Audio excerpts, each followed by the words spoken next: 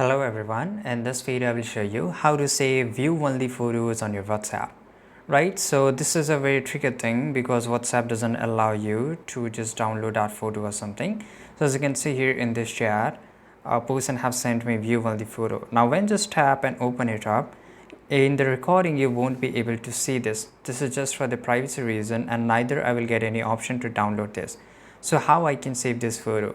So there are only two methods from where you can save this photo. First reason is you can just ask that person to send a photo of exactly same thing that what is sent in just view one, right? And the second way is that use your different phone or camera and open up your view only photo or video and just record it or take a photo from a different phone. So this is the only solution, and there's no other solution. You can't save it in your phone, you can't download it, neither you can take screenshot, neither you can record it, right? So this is the only solution. I hope you found this video very useful. Subscribe.